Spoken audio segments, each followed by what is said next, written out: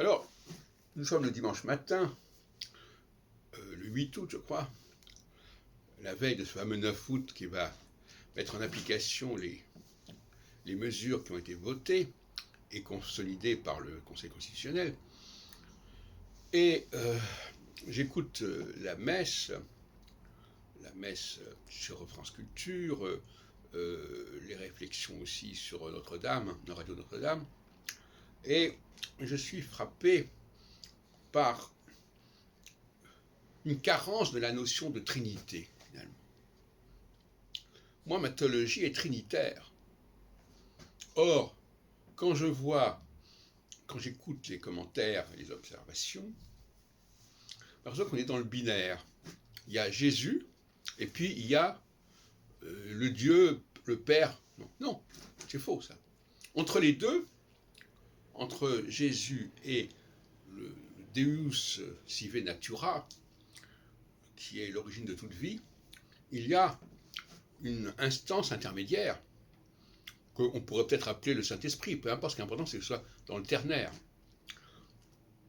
Et pour moi, le judaïsme, c'est quelque part la notion du Saint-Esprit. D'ailleurs, entre parenthèses, on a en hébreu le terme Ruach Kadosh, qui veut dire le Saint-Esprit, de là ça vient. Et d'ailleurs, le mot Ruach, on le retrouve dans le chapitre de la Genèse, je crois.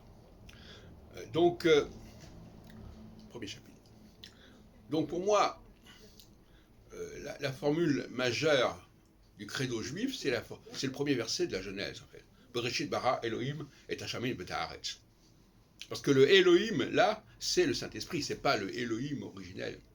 Et le Shamayim betaaretz, le ciel et la terre, c'est pas l'univers dans sa totalité, mais c'est notre terre et notre ciel, notre système solaire, et ce que nous en voyons, et à partir duquel nous nous situons. Donc là, il faudrait comme rétablir cette cheville du ternaire, qui effectivement est affirmée, mais le pauvre Saint-Esprit, il a la portion congrue, on voit très bien à quoi ça sert, malgré l'expression par l'opération du Saint-Esprit.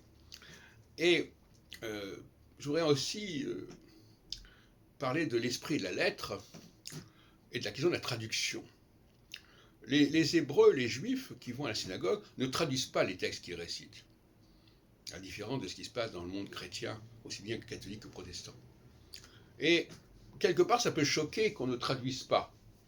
Mais en même temps, la traduction est une trahison, de toute manière, comme dit le proverbe traditore, traduttore, etc. Et ne pas traduire le texte, c'est ne pas le figer, ne pas figer son interprétation. Et on sait très bien qu'à partir du moment où on traduit, c'est cette traduction qui s'impose. On le voit à toutes sortes de niveaux. L'interprétation, parce que la traduction est une interprétation, automatiquement. L'interprétation se substitue au texte et elle fait écran avec lui.